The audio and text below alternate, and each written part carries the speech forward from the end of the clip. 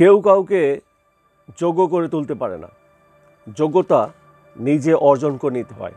তেমনি শান্তি কেউ দেয় না, শান্তি নিজে অর্জন করে নিতে হয়। গীতায় যদি ভগবান অর্জুনকে বনে পালিয়ে যাওয়ার জন্য বা ভিখারি হয়ে যাওয়ার মেনে নিতে বলতেন, তবে কুরুক্ষেত্রের যুদ্ধই হতো না। তাহলে এখানে ভগবান তো চাইলেই যুদ্ধকে থামাতে পারতেন, অর্থাৎ যুদ্ধ হওয়ার পরিস্থিতি বন্ধ করতে পারতেন। কিন্তু এই যুদ্ধ হওয়ার ছিল। আসলে কুরুক্ষেত্রের যুদ্ধ তো নিজের মধ্যে যুদ্ধ, নিজের সাথে নিজের যুদ্ধ। কেউ ঈশ্বর অভিমুখী হতে চাইলে প্রথমত দেখবেন যে তার আপনজনেরাই কুরুদের মতো শত্রু হয়ে দাঁড়ায়। আধ্যাত্মিক শান্তির পথে তারা যেতে দেয় না। শ্রীকৃষ্ণ যে শান্তির প্রস্তাব দিয়েছিলেন তা কৌরবপক্ষ বা দুর্যোধন মেনে নেননি। এখনো সকলের অন্তরে দুর্যোধন বাস করেন, আর এই দুর্যোধন কখনো শান্তিকে মেনে নিতে পারে না।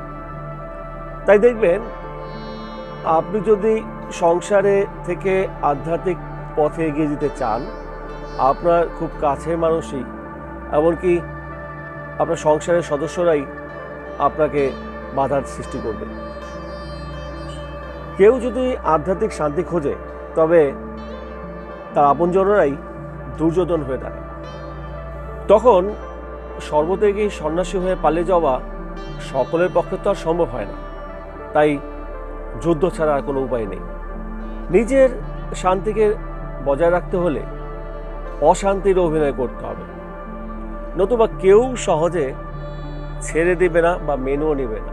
তাই আধ্যাত্ম পথে প্রথম যুদ্ধই হচ্ছে আপনজনদের সাথে যুদ্ধ। তাদের কোনো রকমে পরাজিত করতে পারলে দ্বিতীয় যুদ্ধ শুরু হয়। আর এই দ্বিতীয় যুদ্ধ হচ্ছে নিজের অন্তরের সাথে যুদ্ধ, যেখানে মূল বিরোধটাই হলো নিজের মন এবং তার সাথে রিপু। এইভাবে অন্তরেও কেউ আমাদের শান্তির প্রস্তাবকে মেনে নেয় না। অথচ দেখবেন যে সংস্কার অনুযায়ী পালিয়ে বাঁচা যায় না। সেই জন্য হলো আশপাশ করে আধ্যাত্ম ছাড়তে হবে, নতুবা নিজের আধ্যাত্মকে বজায় রাখতে হলে দৃঢ় হতে হবে। আসলে প্রকৃতপক্ষে এটাই হচ্ছে নিজের ক্ষেত্রে কুরুক্ষেত্রের যুদ্ধ। আপনজনদের মায়া, মোহ ও তাদের অন্যায় আবদার সবই যদি মেনে নেন, তাহলে আর আধ্যাত্ম পথে খুব একটা এগোনো যাবে না। রামকৃষ্ণদেব বলেছেন, বাবা মায়ের সব কথা শুনবি, কিন্তু ঈশ্বর পথে বাধা দিলে শুনবি না। এক্ষেত্রে অনেকটা ফোর্স করে উঠতে হবে। ফোর্স মানে আপনি কাউকে কামড়াবেন না, কিন্তু ফোর্স করা ছাড়বেন না। মনে রাখতে হবে, শান্তি অর্জনের জন্য যে অশান্তি, তা কিন্তু অশান্তি নয়। কুরুক্ষেত্রে যে অশান্তির যুদ্ধ ছিল, তা মূলত শান্তি প্রতিষ্ঠার জন্য, এবং অবশেষে তাই হয়েছিল। অর্থাৎ যুদ্ধটা না হলে পাণ্ডবদের জয়ও হতো না, শান্তি প্রতিষ্ঠা হতো না। তাই সংসারে থেকেও যুদ্ধের প্রয়োজন আছে। যে অশান্তি শান্তিকে ফিরিয়ে আনে, তা হলো গীতার ভাষায় ধর্মক্ষেত্রে কুরুক্ষেত্রে বা শান্তির জন্য অশান্ত যুদ্ধ।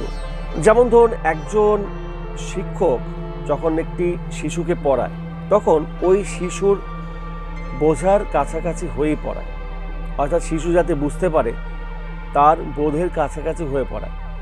কিন্তু তাই বলে সে নিজস্ব জ্ঞানকে ভুলে যায় না।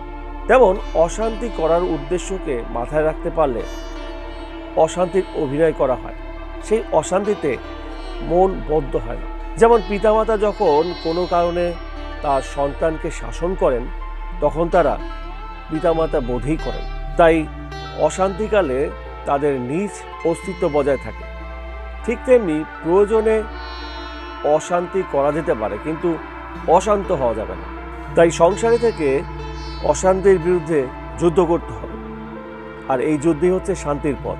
এই অশান্তি হতে পারে আপনার আধ্যাত্ম পথে যারা বিরোধিতা করছে তাদের বিরুদ্ধে যুদ্ধ, এবং পরবর্তীতে এই যুদ্ধ জয়ের পরে আপনার মন, অর্থাৎ যেই চঞ্চল মন আপনাকে আধ্যাত্ম পথে বাধা দিচ্ছে, তার বিরুদ্ধে যুদ্ধ। অর্থাৎ এই যুদ্ধ চিরন্তন চলতেই থাকে। অবশ্য আপনি আধ্যাত্ম পথে উন্নতির সাথে সাথে যুদ্ধ স্থিমিত হয়ে আসে এবং শান্তির পথ দেখতে পাবেন। এইভাবে অশান্তির মধ্যে অভিনয়কে ধরে রাখাই হলো ধ্যান, যা গীতার ভাষায় যুদ্ধ নামক কর্মযোগ। সব মিলে অশান্ত সংসারের বিরুদ্ধে নিজেকে শান্ত রাখার জন্য যে যুদ্ধ, প্রতিবাদ, সংস্কার বিরোধী মনোভাব, অর্থাৎ যে সংস্কার আপনাকে বদ্ধ রাখে সেই সংস্কার, এটাই হচ্ছে সংসারে থেকে ধ্যান করা।